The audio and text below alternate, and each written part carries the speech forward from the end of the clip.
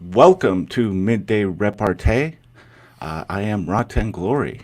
I am joined today by my co-host, the greatest shit superhero in Scotland, Captain Fuckhead. How are you doing? What's going on, fuckers? I'm good. I'm good today. Good, Uh, good. You're fancied up here. You got some new Avatar art, liking it. yeah, I feel like I've leveled up in my drawing and my colours in the past couple of days. So I'm taking that. I'm taking that. It's a little bit comic slash street art. That's where I went with it. Yeah. And you did this all yourself? The background is just downloaded a thing you can download from Clip, but the actual avatar, the drawing, yeah, that's all me. Nice, man. That's cool. Everybody keeps telling me I need to just start drawing. And I actually feel like it's a good way to kind of unwind, I would think, is just spend an hour or two, drawing every day. It seems like a good way to cleanse the palate almost. I would say this, because I've told you before, I didn't draw for 16 years. Um, if you just draw every single day, well, I've been drawing again for just over a year. It's amazing how better you get, how quickly better you get. No, that's just I can't Yeah. talk now. How quickly you get better. There we go. Yes. Yes. So And I, it's not always relaxing. I have to say that too. If you're actually well, I'm drawing for a sure, purpose, it's yeah, I'm sure once you cross that line where you're actually trying to get something done and achieved with it, that shifts a little bit. But just, starting out, just, in the beginning, you probably, like you say, you probably have these huge jumps forward in your ability in the yeah, beginning. So I'm sure little that's a steps, lot of big fun. leaps. That's what we call them over here. Yeah. Bit Yeah. like going to the moon. Just never go back. Just why bother? There's obviously no need for that. Why, why put a 24/7 camera on the moon and have it watch Earth? Can you imagine how much money an Earth live cam would make? But let's not bother with anything like Oh, that. You'd think there'd be hundreds of those by now. brother Rot, you are going down a rabbit hole very, very quickly. Oh, I've been down there. I've been down that yeah. I spent some years just delving into all that stuff, and a lot of legitimate questions to be asked in a lot of different places. Yeah, missing footage because they ran out of videotape. Fuck off. Ridiculous, dude. And then Never go back. the lunar module looks like a meth addict's tent or something. It's absolutely ridiculous. Construction paper and gold tinfoil like taped to it. Like this didn't go any what?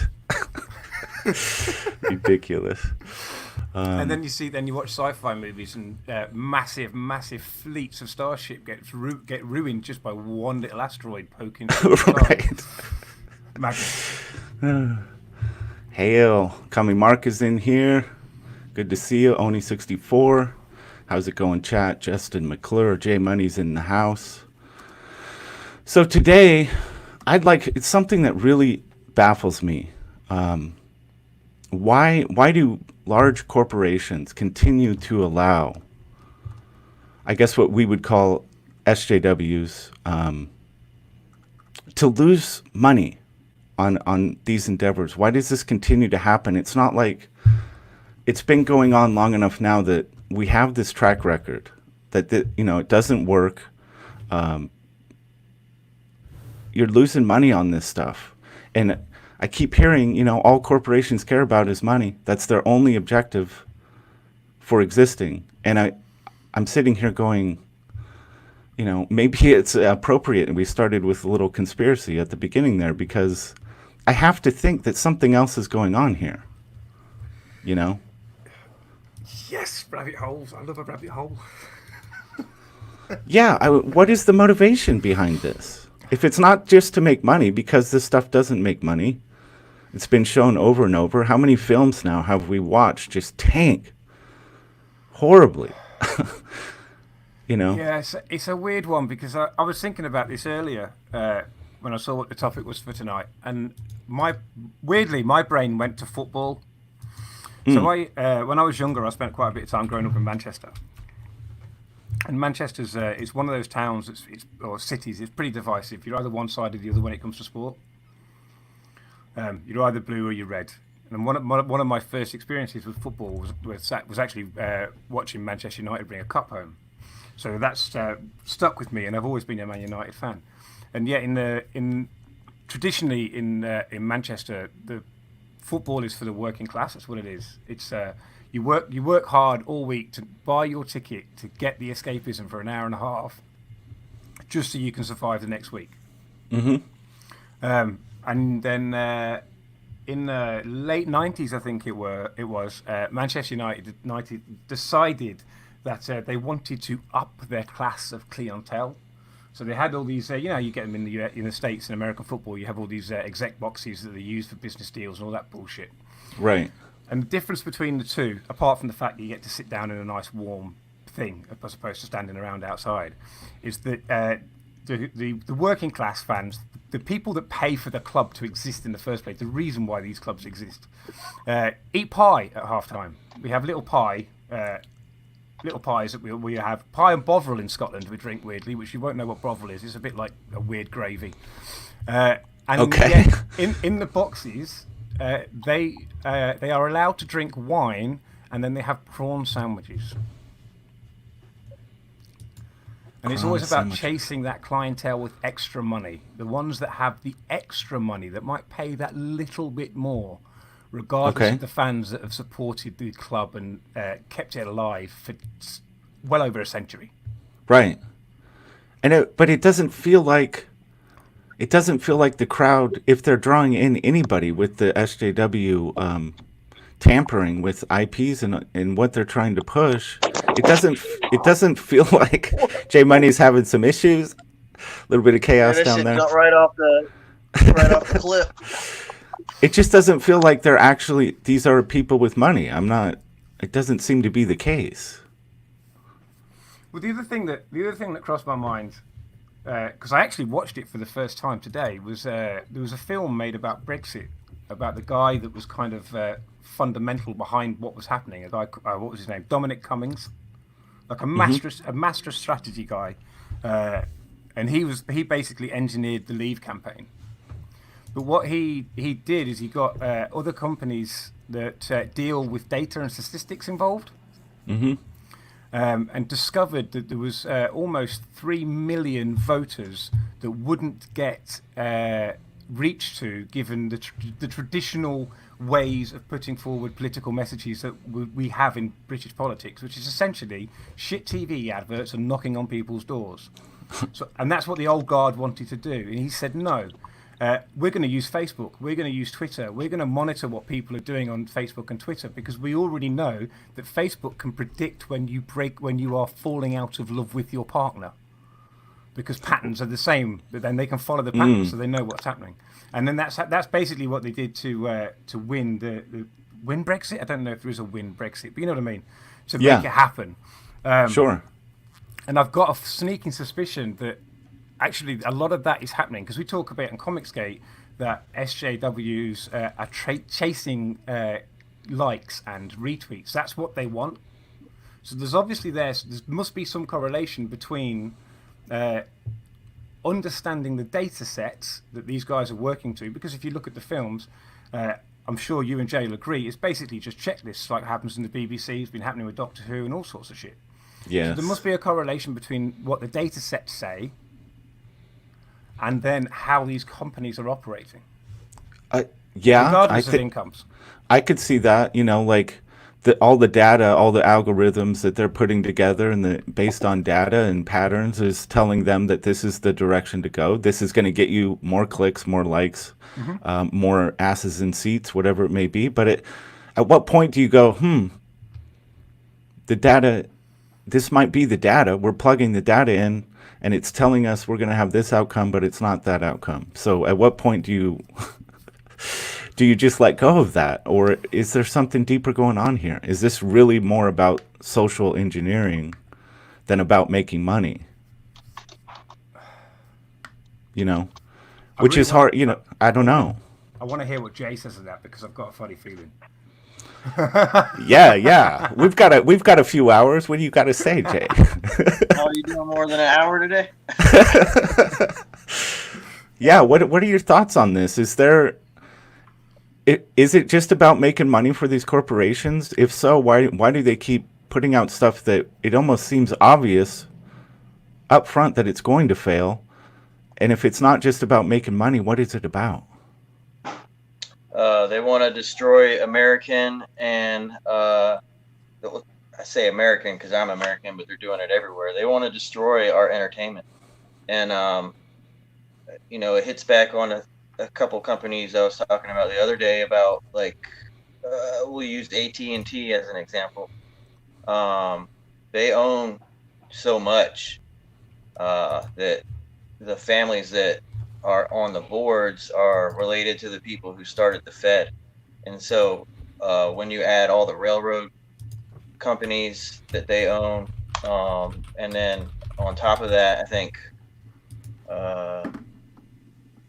the water companies, Tennessee Valley Authority, even though it was started by one of our presidents, it's essentially ran, controlled, and held by the same group of board of directors. But it's all completely agenda driven. I'll give you an example. The Holy See, the Vatican, they used to own, or they still do own, majority share of companies like Smith and Wesson, the companies that make the scopes. And then, like I was saying last week or the week before, then you have those families who have people who are bishops or are actually pope families, papal nobility. And then there's no telling what they own. To give a prime example, in Ecuador, you have a certain papal family that runs all of the interior departments of the government. And the interior of a government is actually the Department of Interior is a branch of certain governments, mainly everyone's governments, that control parks. They control mines. They're the ones who give out permits to do offshore drilling and things like that. So you got a country that's small like Ecuador, and Argentina and all these other countries that have families that are so old that they are controlled. They may not necessarily be papal nobility, but they are descendants of papal nobility. So how does tampering with entertainment or destroying entertainment why is that a benefit to the well, they have so much money. To be honest, to hit that conspiracy level, they want one form of government in totality.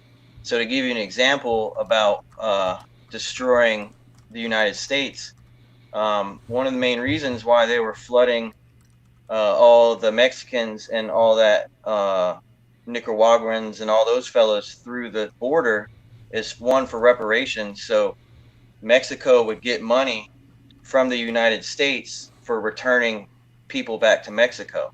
So it was in their financial interest it's essentially what they do. They find little ways that they can weave in, and they will proliferate. They will, all those P words, all the money out, so they can destroy what they feel like. So their entire point is to destroy American entertainment. And it started back in the 90s when they started attacking baseball. And now baseball has slightly recovered, but I mean, who watches baseball anymore? Yeah, so they it's true. And then I've never been much into sports watching myself, but I definitely know that viewership on something like baseball is way down, and I know NASCAR is just basically failing at this point. They just got so much money that they don't care no more, and they will attack anyone. And I think we were talking about AMC the other day. AMC is 66% owned by a Chinese vulture capitalist company. And so if AMC movie theater is owned by billionaire Chinese men, why do they give a damn about Americans? They will. I mean, it's so terrible. What so you feel like it's just trying to break down our I mean, morale. if you get rid of the strong, just as an idea here, if you get rid of the strong male component of a society, Hmm. if that gets watered down to a point where you don't really have strong men in a culture anymore, it does seem that that would make it easier to kind of push your will or an ideology, over the top of that, because you're not going to have the kind of men that you need to stand up to it, you know.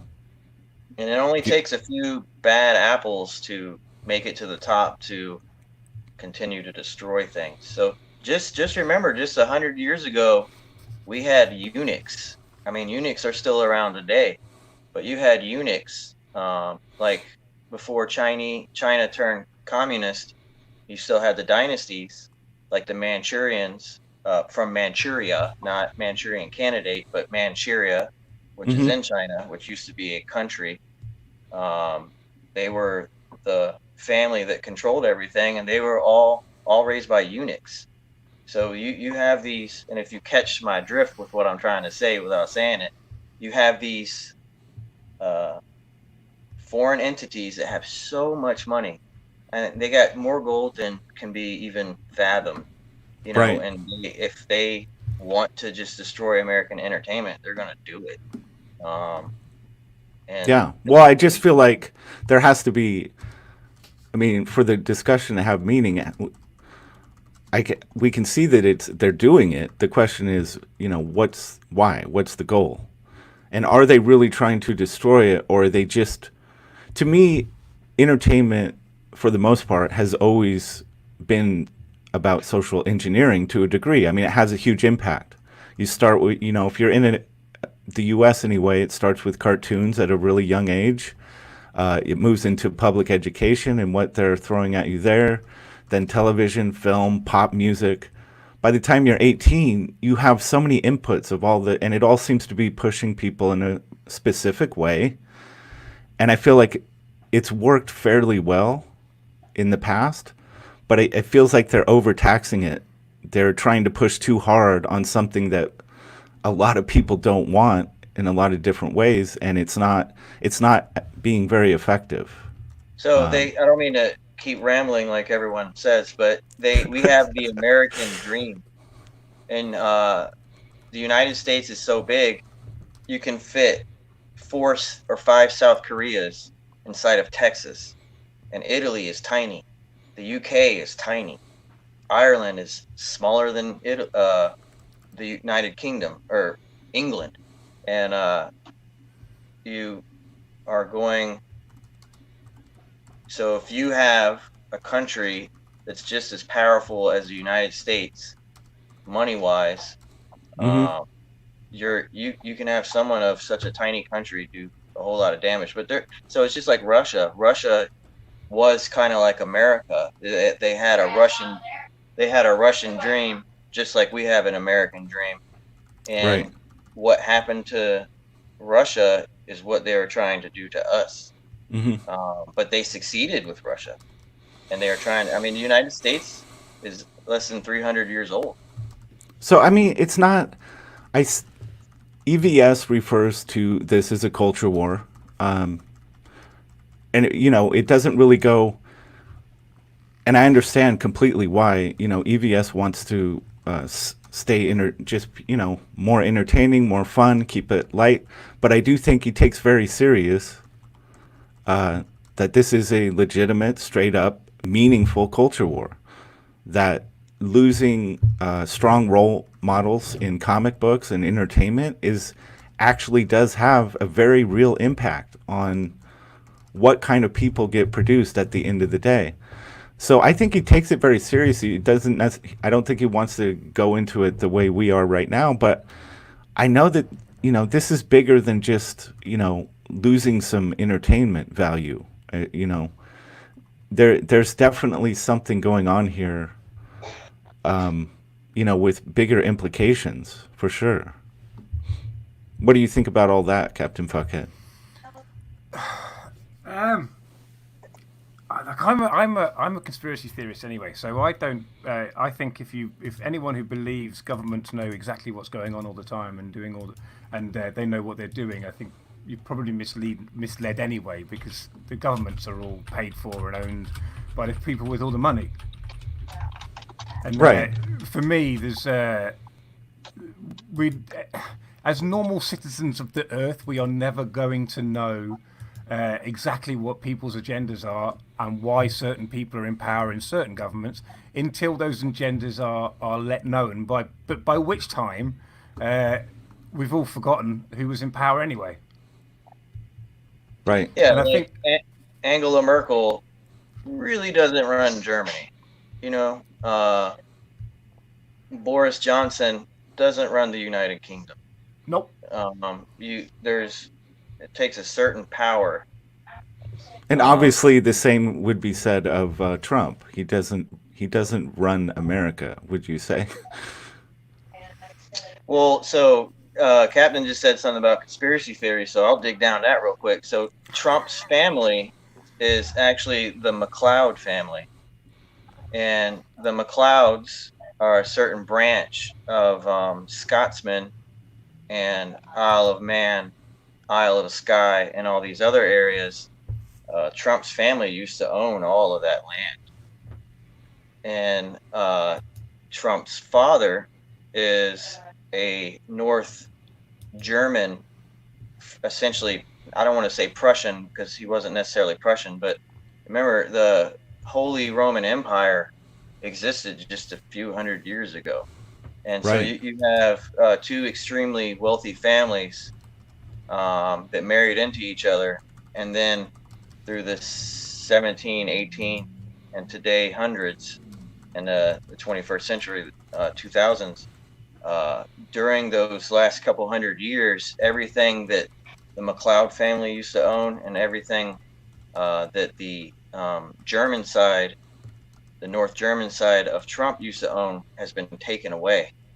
So if you know anything about Plus Ultra and all of that stuff, it really does make sense once you start looking into it. Because just to give you an example, when Nikola Tesla was alive, Nikola Tesla and Trump's grandfather or great grandfather or uncle or what have you actually started a school in New York, and that school still exists today. It's an elementary school, and all of Donald Trump's children have gone to this school that Nikola Tesla and Donald Trump's family started in New Oh, York. wow. Yeah, That's and then interesting. Wow. exactly. And so the same thing to get on the Jewish conspiracy as well is you got the Chabad and you have the Mnuchin tribe, like Stephen Mnuchin, our Secretary of Treasury. He is matriarchal family. So the female is actually the one that runs that Jewish tribe. And Mm-hmm. Stephen Mnuchin to this day, just like the pilgrimage to Mecca, every year, these certain subset of Jewish people travel to Steve Mnuchin's tribe's grave. And then you have the Kushner side, which is another. So you even have factions of certain Jewish people that are they really fucking hate each other. And the same principle applies with Donald Trump, and his two sides of the family. You have a certain amount. Their land got taken from them. Everything they owned got taken from. I mean, you know the McLeod. I mean, just hearing that word. I mean, just look it up Yeah. yourself. And then the same Right. thing with Donald Trump's wife. She is a certain. Her family has a certain history about them as well, and so no one owns America because we have the Constitution and it is legit.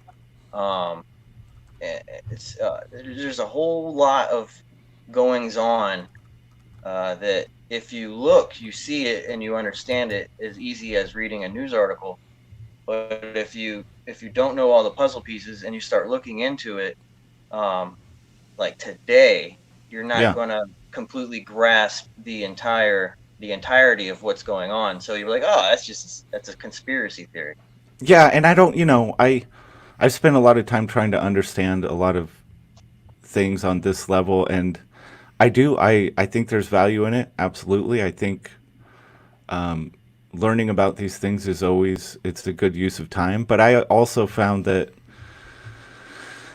it didn't actually, I wasn't being productive in my life the way I wanted to be. It wasn't giving me the kind of attitude that wanted to engage and create and participate. It was kind of just bringing me down.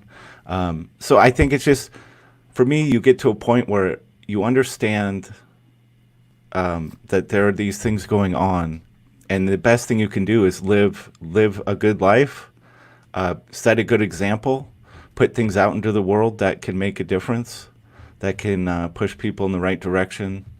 You know, because I'm going to lighten it up a little, but you have a show like this, right? You have Vagrant Queen, and this is based on a comic that Mags Visaggio is part of, and it's a failing comic book. Your boy Zach put out a video on this, I believe, recently. So it's a completely failed comic book that then gets optioned by a major channel to be turned into a complete failure of a TV show. And it's like, it's fail, fail, fail, fail, fail. It's like they almost knew this is going to fail, right? I mean, did they think it was going to be a huge hit based on a failure of a comic book? Like, why did money get pumped into that? What is the point? To piss us off. You know, just to piss people. I'm okay. It doesn't piss us off. Actually, it just caused people like us and other people that have channels that talk about this. All it did is make them money, because then they get to tear it apart. It's been monetized for the people on our side. We make money out. The more ridiculous shit they do, we just monetize it. You know, so it doesn't. That show. You know, I don't know what you call it, but you know, before you have the opening credits of a show, you have that little sort of trailer bit, and then the opening credits, and then the main show starts. I watched that sort of opening trailer bit of that particular show, and as soon as the credits started, turned it off.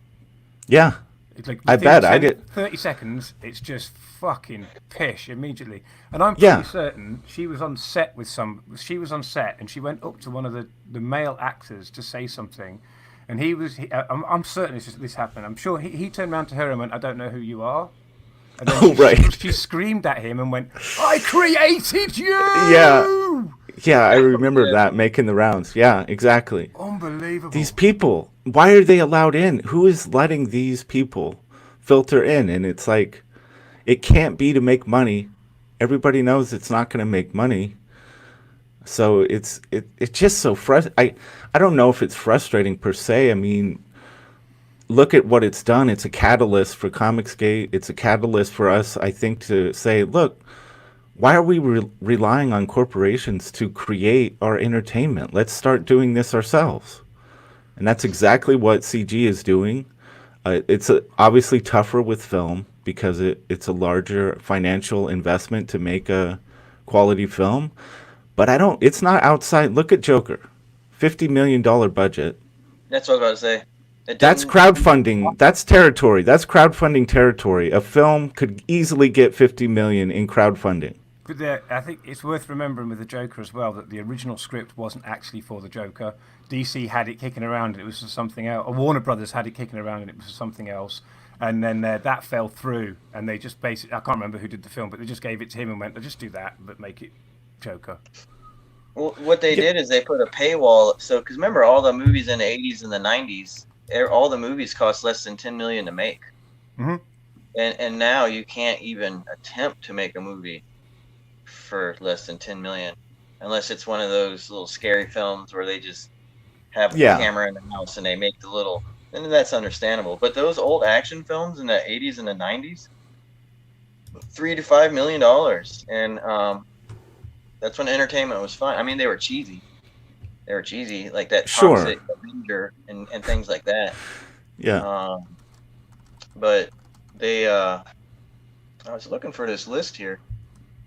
I feel like Hollywood is pushed the whole CGI, special effects stuff so hard because it's the only way for them to make sure or attempt to make sure that independent film, doesn't, that it can't get to the box office. Because these films cost $100 million to make. I think they've tried to make it the new standard for moviegoers with all the CGI and everything, but I honestly think people are tired of it. I think we've come to the understanding that it doesn't create good stories. It doesn't give us characters that we can connect to. I want to see it get back to classic filmmaking, and if that happens, it's going to open the door wide for crowdfunding films, in my opinion. My issue with CG, CG. No, my issue with CGI. I'm going to say no because that's my show. Fuck. My issue with computer-generated imagery is that first of all, if you push it too far, your mind doesn't play. It doesn't work well in the brain. Like there has to be an element of shitness for your brain then to convert it into and say, okay, that could be real.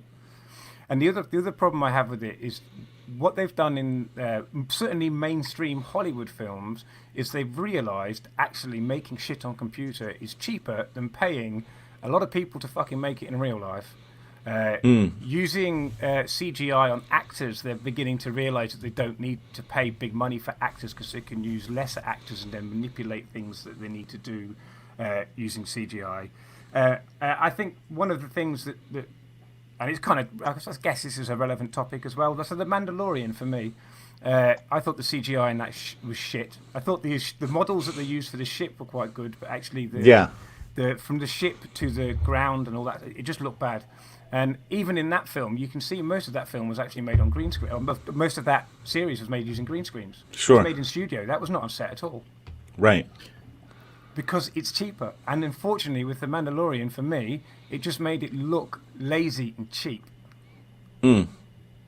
I dislike The Mandalorian for other reasons. I think it was a complete fail on the story. But I got that it captured a flavor of Star Wars that people were really, really starving for. And it did do that. I think it was successful in that. But what would you say they were hungry for? Just that feeling of Star Wars, that vibe of what they felt when they first encountered Star Wars, back in the day. Verbalize it. What are you trying to say that the Mandalorian had that other Star Wars didn't have? Or it had a feel of the original trilogy. It had a feeling that was more in tune with that, the vibe of that. I think this is our biggest problem here, is that we don't know how to verbalize that. We say it doesn't feel like something, but we have no idea how to communicate that. I feel like there are. Well, that's a long. I feel like that's an hour. That's an hour long. Right, but I came in here to weigh in on a couple of film things. Okay. You said you wanted a return to classic filmmaking. Yeah. Give an example. What are you looking for? Well, like Tarantino, Once Upon a Time in Hollywood. To me, I find much more value in something made the way he makes it than I do in, all the Marvel special effects extravaganza films put together. It just. What does he do different? Besides the big blockbuster graphics and the high budget special effects, what is he doing different? He has a focus on character development and dialogue, tension, building actual legitimate tension in his films. Okay. Yeah. So you feel like there's not any tension in the modern films? Not most of them, no. How can there be? In most of these big CGI events, everybody knows who isn't going to, who can't die, who can't be hurt, who isn't. It's all just, it's just, there's no value in it because this guy isn't going to die, right? It's all. Interesting. How can there be tension in a scene where a guy's life is being threatened, but it isn't really? But how is it just because of the property? I know. that you think this person can't die? They've got 13 other films to make, or is Right. it okay? More or less, that's a big part of it. Okay, that makes a little bit more sense. Well, they've completely left. What's that? They completely left the old style. They completely left style making movies. I'll give you like, when's the last time you've seen a movie like Get Shorty, or those Jean-Claude Van Damme movies, or even the films where it's there are not any CG in it, and it does get acclaim. But that stuff doesn't exist anymore. Shawshank Redemption. I mean, you can literally go on. Robin Hood were the Mel Gibson movies. Even though those were bigger budgeted, but just to give an example, like where are those movies? And I'll be honest, I did watch this one movie with John Cusack where he played a CIA agent in Ireland, and there's like 4 or 5 people in the cast. That was a good ass movie, and I don't even like John Cusack. Is that a more recent? Is that a fairly okay? I'll check it out. 5 years or less ago, but I mean, but they're hit and miss. Like there's more shitty movies and money laundering movies in terms of the budget than there are good films, like that high school film where they're all in Saturday detention. Oh, like where are those films? Oh Breakfast yeah, Club, yeah. You know what I'm saying? Like they just don't make them anymore. They don't give it. They don't. Yeah. Here's Josh. Oh, I wanted to, before I forget, I wanted to bring up Apocalypto, Josh, just to as a good example of a film, and that's a Mel Gibson director. I think he's a phenomenal director. But that's a film where there is tension spread across the entire film, and it works so well. Okay, so I bring all this up to say this because it's affecting our comic book industry as well. We're in the age of binging. You go to Netflix, you go, I'm either going to binge this for the entire weekend or I'm going to do this in spurts. No one wants to tell a contained story, and no one can tell that contained story within the vehicle that they have. So in one case, can you tell an entire story in a comic book? Can you tell an entire story in an hour and a half? Whenever people talk about film and go, it's not as good as the old days, I always go watch 12 Angry Men. And I'm talking about the classic Fonda, Klugman. Do you want to talk about tension? Yeah. They don't leave that room. It is all character acting. It is all tension. You're sucked into this world, and you don't even leave that damn room. It's hot. It's probably smelly because it's filled with 12 angry men. There's so much going on in this one little room that you can't tear away from it. Yep. And I mean, like, a lot of these had to be proven through plays. Like 12 Angry Men started out as a play. You mentioned Shawshank Redemption earlier, Stephen King novel. All of these stories that we love had to be proven through their first medium before they can move forward. Yeah. Yes. And you could definitely tell we've lost that touch by The Hobbit. Obviously. That's when I first noticed that shit. Yes, I agree. It takes longer to watch The Hobbit was trashed. To read the book. Yeah, What The Hobbit was the hell? that series of films was absolute garbage. And there's a lot of great YouTube videos out there that just completely deconstruct why that was such a piece of garbage. But I mean, I won't go into it. I could go all day on that, but like, if they had just made it one movie, that movie would have been a classic. It would have been an absolute classic.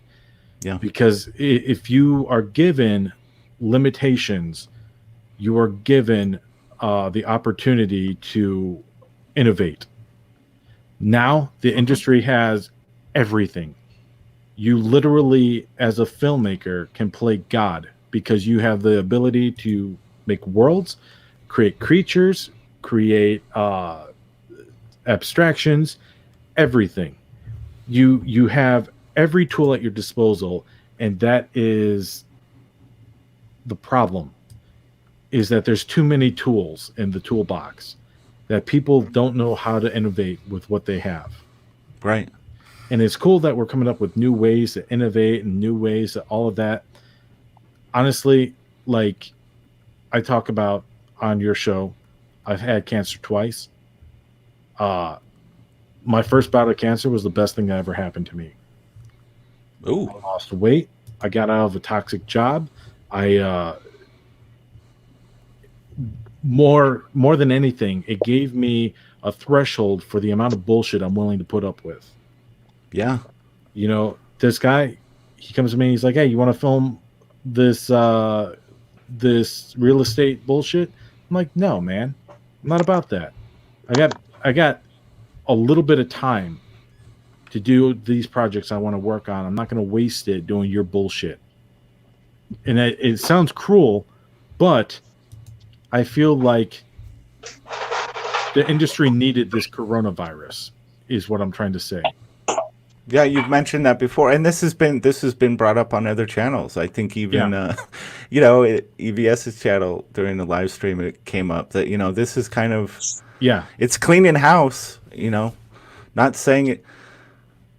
I think because now we know it's not nearly the epic killer that they seem to be pushing in the beginning. No. It's more akin to any other flu season. Yeah, it might cause a little more damage to the body, if you do get it, but it's not going to kill 2-point-something million people in the U.S. And mostly it's the economic impact, which has been forced, is causing a lot of house cleaning to happen. For sure. I also like to point out that Scotsman left his Superman hat on his dresser today. Came to us with this Pageboy hat. That's right. We know he's fucking serious. He is serious, man. Scotsman's in the house. How are you doing? Good, brother. Appreciate the link. Yeah. I got a chance to just kind of briefly peruse the channel topic today. About wokeness, huh?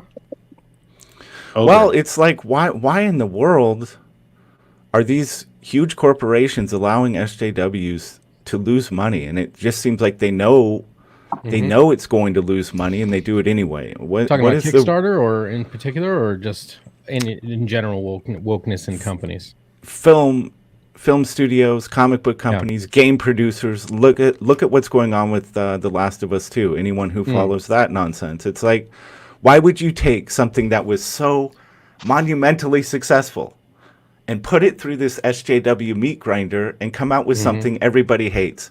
Which, by the way, what are you doing? That's totally a dude on all the ads I see. That is totally a dude. Yeah. Ethan explained it a while ago, and other people have explained it this way too. It's a virus. It's a virus, how it happens, right? Yeah. You have low-level wokeness getting into positions of power, right? They kind of mask their intentions. They get in there, and then they hire more people like them and lower positions. Then those lower people make their way up the ranks and replace them. So before long, the hierarchy of an organization gets hollowed out and replaced with people who are not focused on their fiduciary responsibilities to their investors, right? The people who've put money into the company. They switch it to, we want to propagate our ideology, right? Yeah. Instead of being focused on profit and maintaining the organization, keeping the host alive, right? They consume the host from inside and they kill it like a virus does. It's the same thing. But viral. I mean, why would a company allow that to continue? Like, with Star Wars 2, they've seen the disaster that has already happened, and they're going to say, yeah, let's double down and do more of the same. It's something that Reagan said. He said it's not that people on the left are bad people. It's just they're so certain of things that aren't so. They're certain of them. Right. Yeah. They're absolutely certain of them. So that means that their intentions outweigh the results. Intentions are more important than results. So if you have these lofty goals of being generous with other people's money, being altruistic with other people's money, then you don't care about results. You care about how it looks to other people. And so corporations are afraid of optics. They're afraid of people assaulting their companies, writing letters, getting on the phone, harassing their account on Twitter, all these things. So they will literally bend over backwards to propagate those things. So you think they're willing to take a certain amount of loss to try and sidestep that kind of engagement with this cross section of people? Part of it, and part of it is an ignorance of economics as well. You know, there are people that think like, oh, the government will just pay for it. Well, what is the government? The government is us. Well, we're paying for it, but yet we're not, because we're just printing money into existence. So whenever you have the ability to print money into existence with no immediate penalty, right? The penalty happens a generation from now when the debt compounds, right? Short-term thinking, letting the Fed print money keeps our Congress being able to spend and buy votes is essentially what they do. They don't want to deal with the pain of cutting off programs, right? Companies function the same way. They don't want to deal with the pain of cutbacks. They don't want to deal with the pain of actually focusing on things that make them money. They want the optics to look good, right? So they will literally hollow themselves out because of an ignorance and a lack of care, ignorance of economics and a lack of care. Okay. That's how. No, I do. I see what you're saying. It just seems like there are the people that are in place to create the content or in charge of getting that content out to people. Let's say, as an example, it's Kathleen Kennedy in charge of putting Star Wars out there. How that bitch hasn't been bounced out on her ear yet, I have. Well, that's what I mean. Clue. Like, how is the framework above her not going? You've clearly destroyed what should have been a multi-billion-dollar money machine. Watertight contract. What are you doing? They want to piss you off, man. They do it on purpose. And so, Alex, gold. Let's maybe comment on this. Is it possible they actually think they're on the right side of history with what they're doing? Well, they think that it hasn't been done properly yet. Eventually, it'll be done right. And we'll do it right, because they've got this framework of, the United States and big, powerful corporations are very strong. They can last through big problems. They can cut back, restructure, do all kinds of things, and then they don't have to shoulder the blame, right? Hundreds and sometimes thousands of people lose their job because of one decision that some dickhead made up in the executive level. You know what I mean? It's right. I'm with Jurassic Potts on this one. What's that? You highlighted a couple of things here. I absolutely agree. In what world, in what mindset does losing money make sense? Yeah. In what business practice, no matter how high or low you're in what mindset does losing money make sense other than to make more money? Unless what's funding all of this, unless what's fueling all of this is something that is, not really on the surface of things. There's a bigger objective at play here. I can answer that question. Well, okay, so in sales and marketing, you have something called a loss leader, right? It's to get people in the store and thinking about your product or other products, right? It's a motivator. So when in the case of like YouTube, perfect example, YouTube makes no money. They operate at a loss. Susan Wojcicki has said as much, right? They are more focused on getting people's eyeballs on things, and they get paid on the back end whenever they get other benefits, loyalties, they change people's thought process. It's more important to take control of the mind, take control of people's thoughts, start propagating your ideology than it is to make money, because they want the social change to happen. Money is not important. Changing people's thoughts is. So they'll operate at a loss to achieve their bigger goal, right? That's just what it is. You know what I mean? Yeah, I think you're right. It's Like, for I- instance, I ha- my company, we will put a product in a store. We've done this a number of times. The corporation I work for is very large. We will put a product in a store, like let's say at Walmart, cheaper than our competitor to occupy a slot so they can't sell something there, to help build our relationship with Walmart, operate at a loss for a cycle for a quarter, and then sell in another product that's back to the proper price that we want to sell it at, just to maintain a slot, right? Yeah, Because they we're did that building a with solar relationship panels. with them, and we're fighting our competition in two steps, right? We're doing two things. So we're building brand loyalty. People are buying our product because they like it. We're maintaining a slot with our retailer. We're keeping our competition out, and we're operating at a loss for a quarter. And then we put in a product at a higher price that's going to make us some money the next time. We built relationships, we built brand loyalty, and now we have the market. okay. Next time Yeah. you go to a supermarket, right, to go food shopping, or you go to Walmart, you go to any big, massive store, whether it's I don't know what we've got a clothing store. I don't know what they're called in the States. I can't remember. Pay very, very close attention to the shit that's right in front of your face when you walk in through that door. Yeah, right. Yeah. They have even supermarkets over here, certainly over here, and I know you have them in the States. They have, regardless of who they have brand relationships with, they have people that work on consultancy just to design store layouts to make you pay more fucking money for shit that you don't fucking need.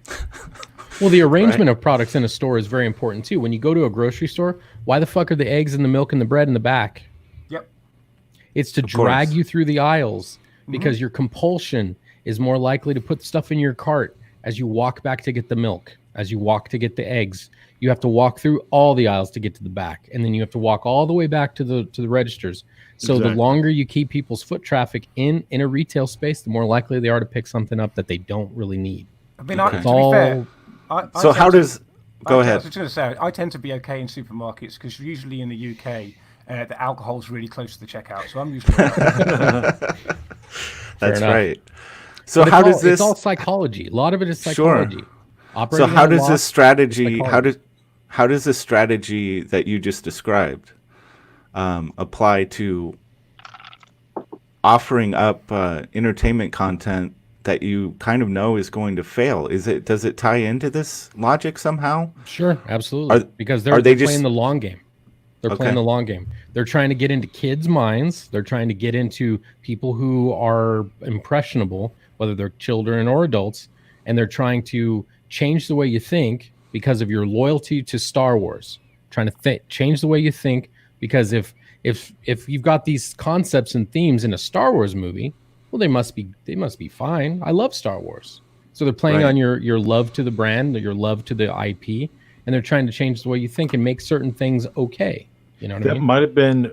I agree with that. Yeah. If they didn't change Luke Skywalker into a complete coward. Well, that was a backhanded slap. That was Ryan Johnson working out something in his childhood on screen for us. Right. That's what that was. I just love this piece of information from Alex as well. And I didn't know about that George Soros had invested so much, $80 billion into gaming industry. Yeah, So that gives... Yeah. So that, like, that kind of tells you that there is a very political ideology, agenda-driven thing going on here. If someone's willing to invest that much money into gaming, not probably to make that money back or to make a profit, but to get in the heads of that many people, right? What kind of gaming are we talking about? Like actual video gaming, or is it like casino, or is it like we're talking about what? Actual video games? I'm not sure. I'd have to look at. I'm assuming video games. He bought the companies. He put investments in different companies. And if you want to dig down a rabbit hole, you can dig down that one. But that's how you have. That's what they thought. They had the chat rooms on lock, and they were doing their dirty deals in these chat rooms. And you even got a Star Wars game that's being closed down because of the dealings that were had. I mean, you got to dig down that hole. It's a 2-hour conversation right there. Yeah, You'll be of course. You'll be quite interested to know, because once the Iridium phone lines were compromised with the Blackberries, which were on Yeah. Iridium lines, Yeah. once those were compromised and the Joe Biden phones were no longer usable, well, how else do you communicate with each other not on open lines through 4G, 5G, and other things like that? Well, you use the PlayStation network, you use the Xbox network, and this dude that. So when they buy into these corporations, they have multiple agendas. Not only because George Soros is essentially Ukrainian, and what's been going on with Ukraine for all these years, other than he purposely does bank runs on that company, Right. gets everyone to do ATM withdrawals. I mean, it's a giant shit show. And then you have these really old families who is their intention to destroy everything entertainment wise, control all your phone conversations. Scotsman is extremely articulate with how he explains it, but they Yes. are fucking out. They are out to fucking get us. Well, all And, those families were sitting around the table at Jekyll Island when the Federal Reserve was created. Okay. Let me get in the Federal Reserve, but the dude was just talking about the ADL. The ADL is in the Southern Poverty Law Center.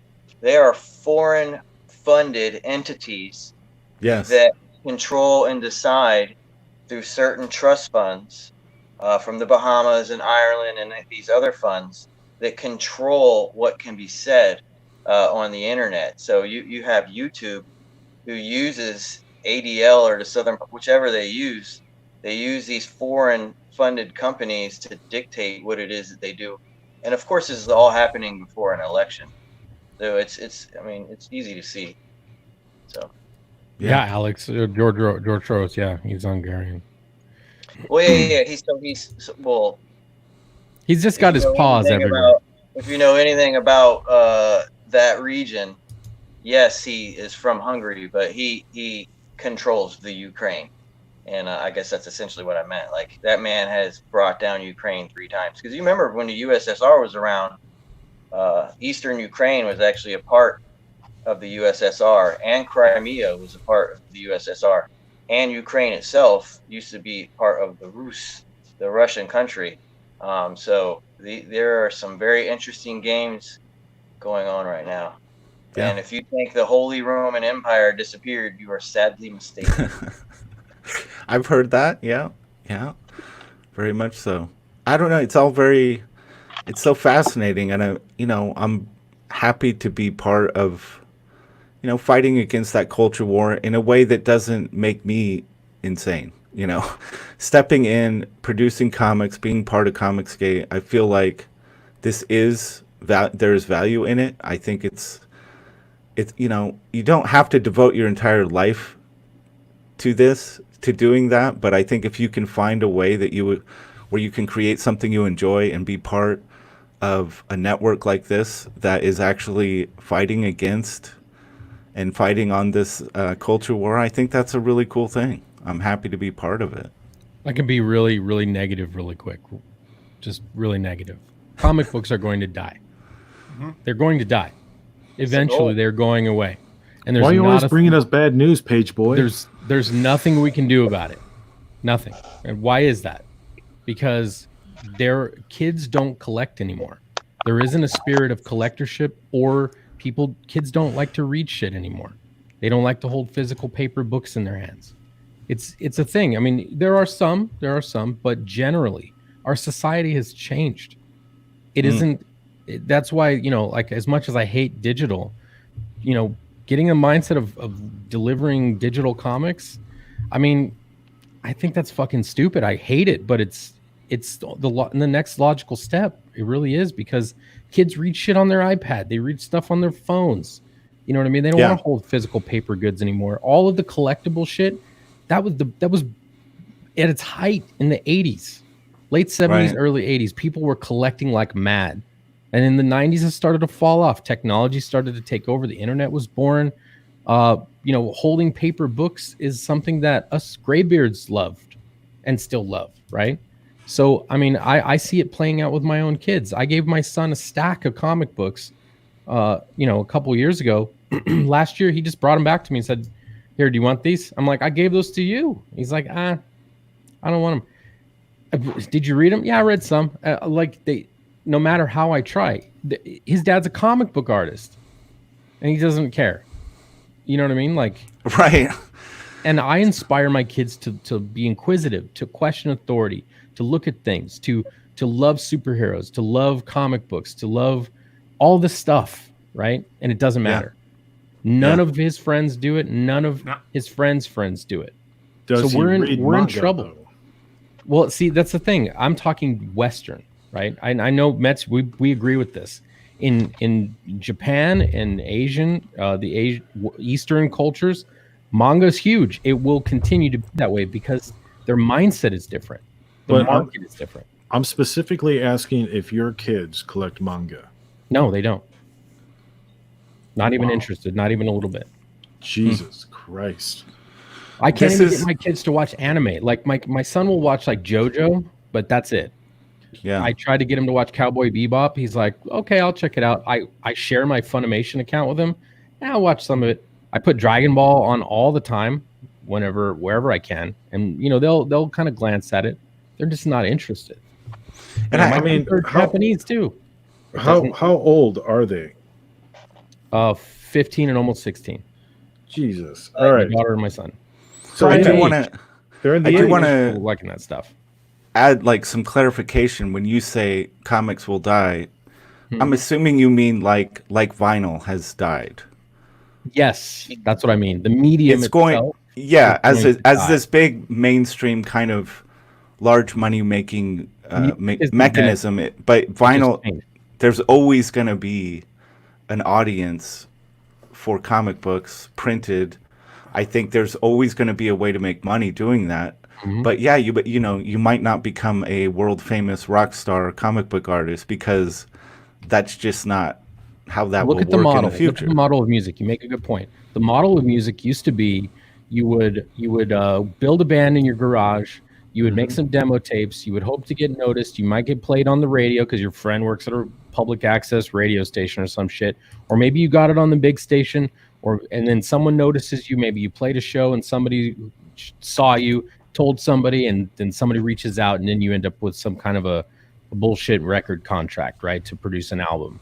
Right. Maybe you're a gig band. You go around, do gigs in bars or small clubs or whatever. You get noticed that way, right? Well, that kind of model, still kind of the same. But what's different now is whenever you put your album out, before you would get an advance, and then you would have to market it yourself. That's something that the people don't tell you. You'd have to help to market yourself, and the record company keeps the rights. And you make very little money. The larger your band is, the less you get paid because you have to split it amongst everybody else. But then music would be sold in record stores and music stores. Sam Goody, right? Remember that shit? Right. Sam. Yeah. Where is it? It's gone. It's all gone. Tower Records, all gone. Yeah. People don't buy CDs anymore. I mean, maybe a little bit, but the market has changed. It's now. Yeah. Buy the MP3, you buy a subscription to Spotify or Apple Music or something like that. The market has changed because the people changed, right? Yeah, the market responds to people. People's needs and wants have changed. Part of that is, being of the availability of technology, but also the people's minds have changed. The things they want have changed. So the market responds. The same thing in comics. Printed paper books are endearing to us and we love them. Kids don't give a shit about them. You're absolutely bang on with that, with that, Scotsman. But I think there's a little bit. So when we were growing up, we had aspirations to be those superheroes because we saw them, but the modern day superhero is fucking on Instagram. Social media to me is a fucking weird place because I still don't believe that as a species, particularly in the Western world, we've even begun to figure out how to use it properly.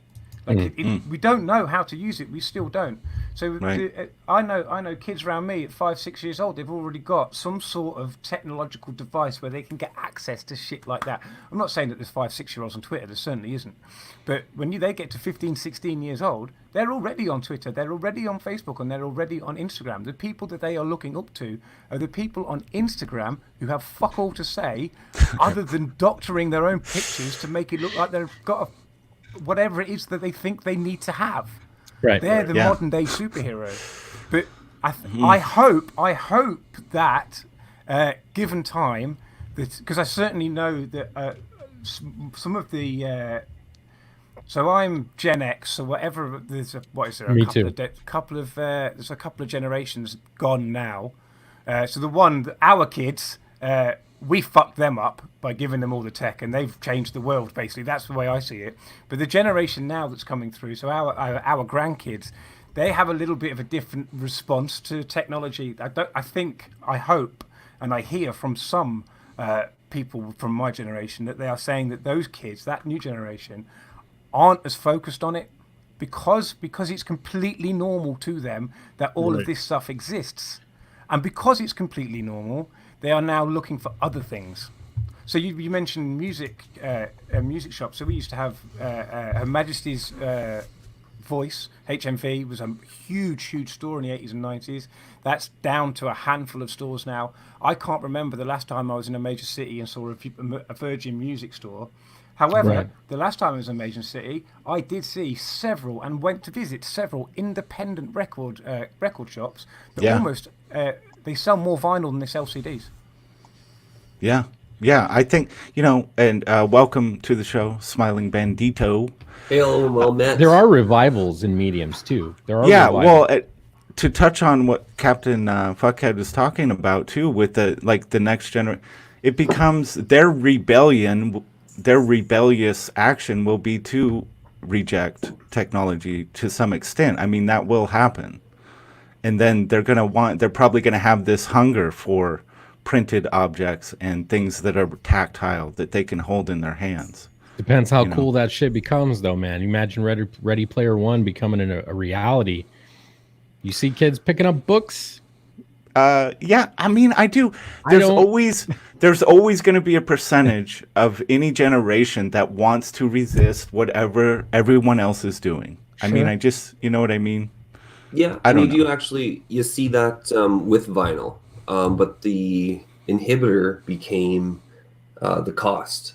Yes. So Yes. the cost for vinyl went too high for anybody to seriously collect it and say that it was worth the materials and time that went into the project. Right. Yeah.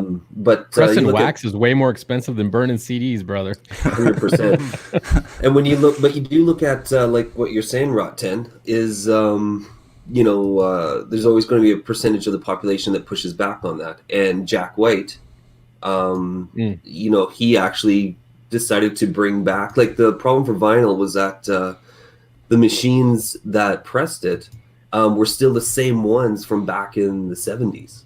And so the only way to actually press a record was to actually find the equipment from the 70s in order to print it again. And so Jack White invested in rebuilding the industry.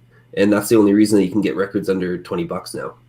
So That's cool. Yeah. To add on to that, we'll go full circle here. Tarantino and a select other few filmmakers shoot on film still.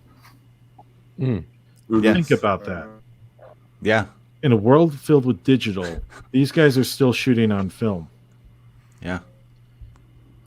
But the thing too is that they're doing that not because it benefits them. They're doing it because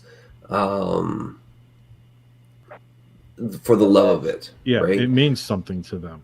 Yeah. It goes beyond the price. It goes into the very nostalgia of it. Mm-hmm. Like, yeah. It's romantic in a way, but like, unfortunately, as Scotsman said, the majority of this will die, and it's finding out how to reach those kids that is what's important. Dan Fraga was talking about this with Dan Shaheen the other day, and he said, "You want somebody to read your comic? Put it in a game. Put it in a cell phone game, and have the comic be the reward." So, Interesting. It struck me funny as, wouldn't it be hilarious if Comicsgate led to a second Gamersgate? Huh. Well, Comicsgate is the only part of entertainment right now that has been successful in pushing back. So, like, games haven't been successful yet. Movies haven't been successful yet. Any holdouts that we see that are still not woke is just because they weren't woke to begin with, and they just continued on with their successful model. Right. Sorry. Well, I was going to say that's why they put up paywalls, like with the movies. What was the film that you brought up earlier, Mets?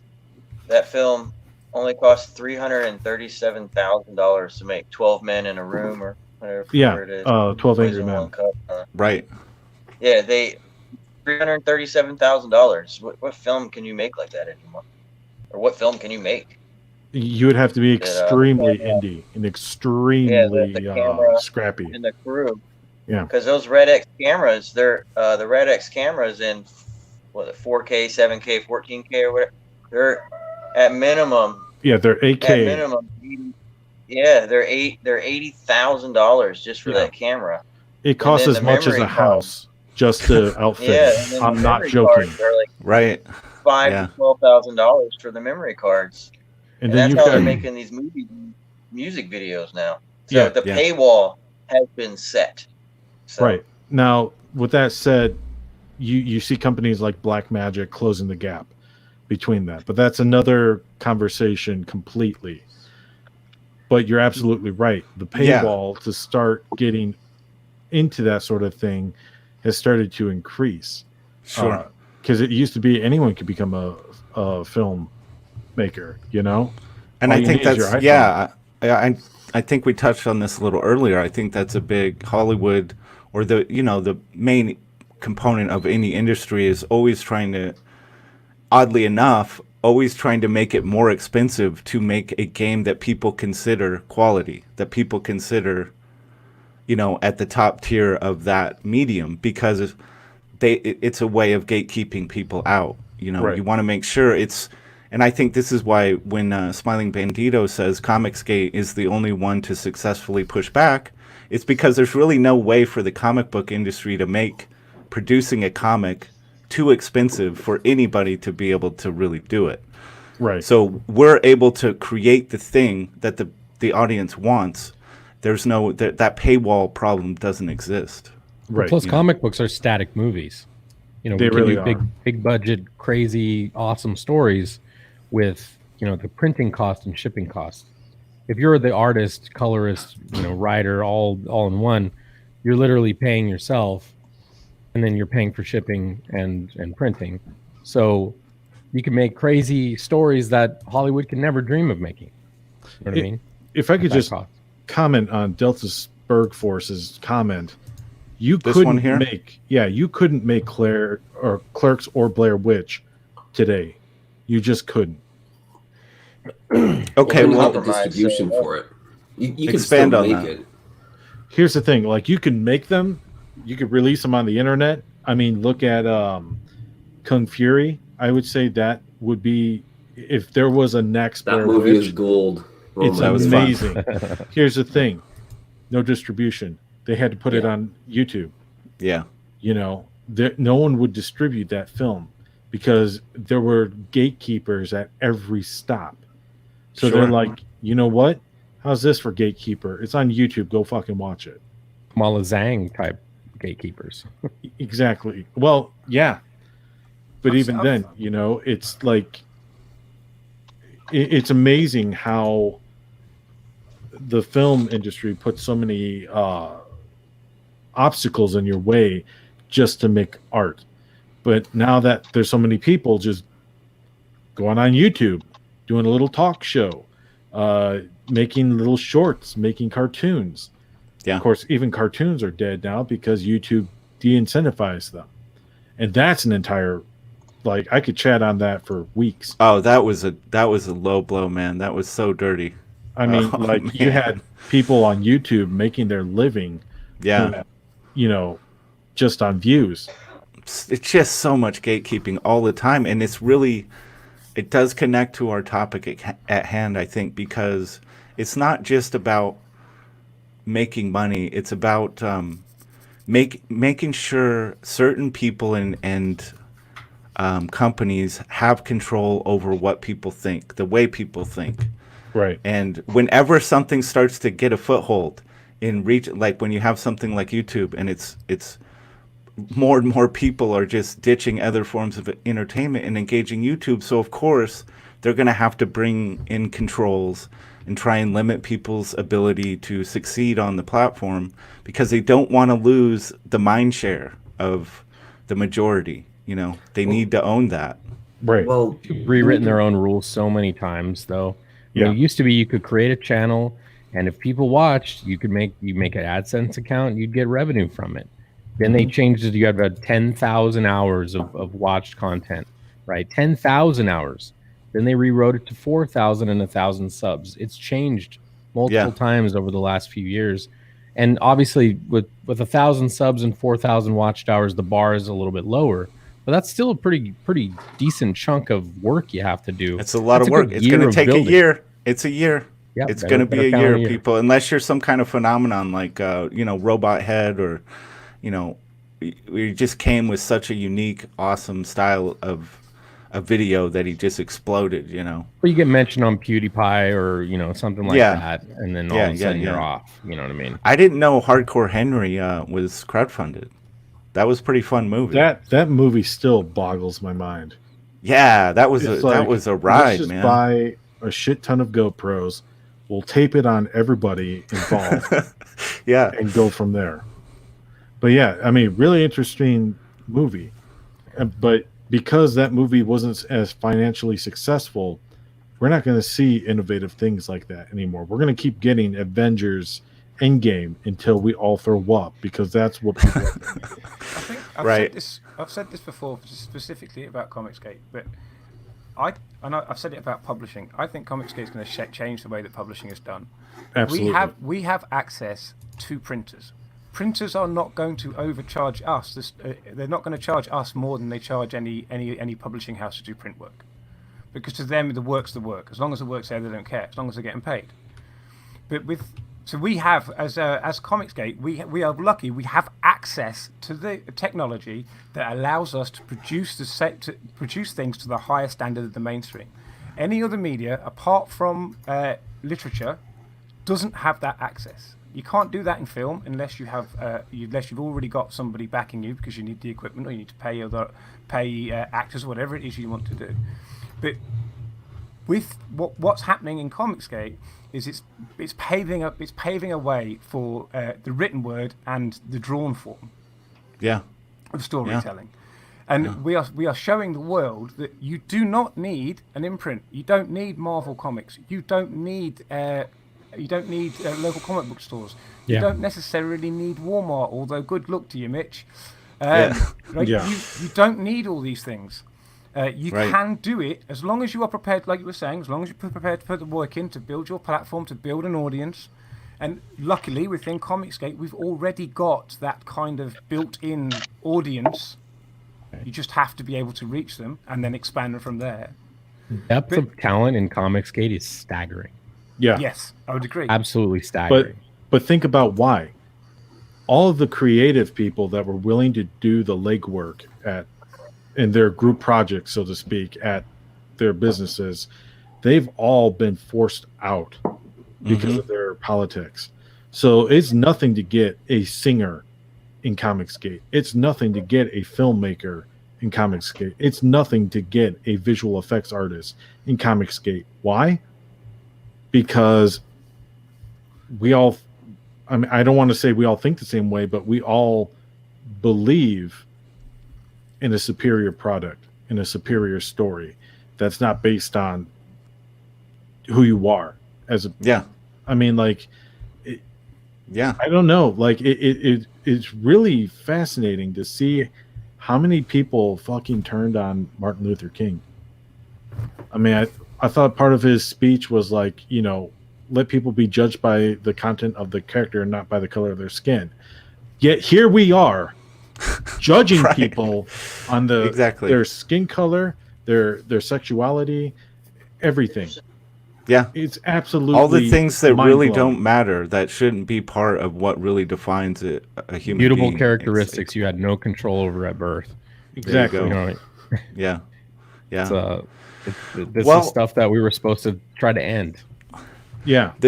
The show, we I tried to rein these in at about an hour. We were kind of on a roll there, and probably could keep this going, but I do want to Sure.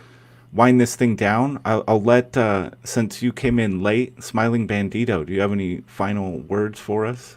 Well, I will open up the whole conversation again, but the reason I jumped in was simply because you were talking about why they allow for the companies to stay woke. And I think that we are looking at the same problems as we've always looked at when people said that, women weren't allowed to be the CEOs or any of that kind of stuff. I think that the only problems that we're actually looking at is people are trying to maintain their authority and power. And right now, the people who are, these wokies are the ones that are in power. And the BBC, I think it was on Doomcock's channel, he was saying that everyone in the BBC that's up there is super woke and has their own personal agenda. And to let anything else inside would be the crack in the wall. So just like they got into the crack in the wall and eventually broke it down, to let anything else inside, to let any other voice in there that disagrees with them would create a crack in their wall. So I think they're just holding on to their control and their power. On the BBC, I just want to give Boris Johnson a bit of a shout out because he is. I know this is a foreign concept to most of you, but he's very keen to get rid of the British TV license. Please, Boris. I mean, most people in Scotland don't fucking pay it anyway, but please, That would be Boris, awesome. just get rid of it. Yeah, that would be really good for you You'll guys. see, they get it because they're not the BBC in our version of the BBC. They're not supposed to show adverts or do any product placement and stuff like that. Yet they own major shares in companies that make most of their money through advertising. Like it's fucked. Like they're not supposed to do this, but they fucking do it anyway. I just love that Britain that you guys elected a fucking guy just like Trump. I just love that. It's so funny to me that like in the age of wokeness, you got two of the most powerful countries in the world both electing virtually the same guy. But I think that's one of the reasons. Says something. Sorry, Rod. I know you're trying to wrap it up, but I think this is one of the reasons why these woke-tards, there you go, why they're all gathered in the entertainment industry. Because I think a lot of those people that are trying to push that message, particularly in universities, they have realized that actually going after an electorate doesn't work. Right. Because either people don't care and they don't fucking vote anyway, or certainly in my case, if I had certain parties knock on my door, I distinctly, because they've knocked on my door, vote for somebody else. Right. That's funny, man. So the way of social engineering that used to be done through politics, particularly in the post World War II, and a little bit through the 70s, and it kind of dipped out at the end of the 80s, particularly in the UK when New Labour got in the 90s. That was a fucking mess. The people they've realised that the electorate isn't there to be changed anymore, because most of them are so fucking angry about the shit that's happened since the 60s that there's no talking to them on that level anymore. So they go for the entertainment because it's an easier way of putting that message across. Plus, if you want to put that message across, why not put it in a medium where people come and pay you to see the message? Right. Yeah. That makes a lot of sense. Yep. Captain Fuckhead, do you have anything that you would like to plug or a show that you'd like to let people know about on your channel?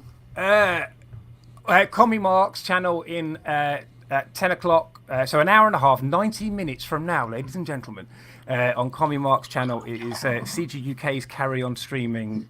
Tonight we have Mr. Frega Boom on the show. Nice. And tomorrow night I'm talking to Double Vision at the same time, so 90 minutes from now, about his book, Mortal Worlds. But a little bit more about him and his approach to it all. Nice.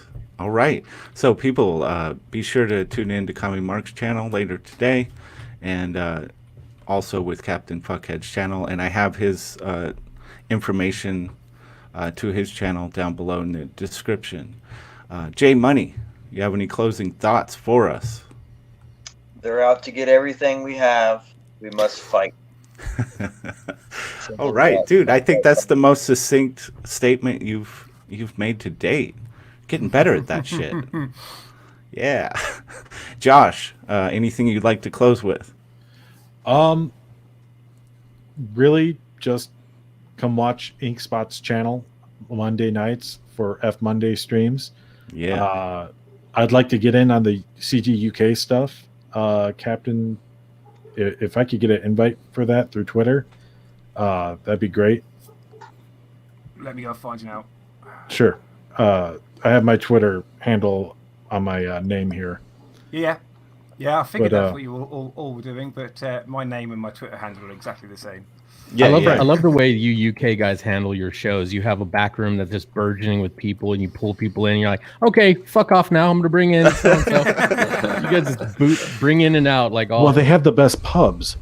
So great. Well, weirdly, that all started because we have a little. We call it our little gay chat that we have on a Sunday evening, and because of course we use Hangouts, and we used Hangouts when we started, but StreamYards is so much easier. And the problem with Hangouts is you can have so many people on, so everyone ends up talking at once.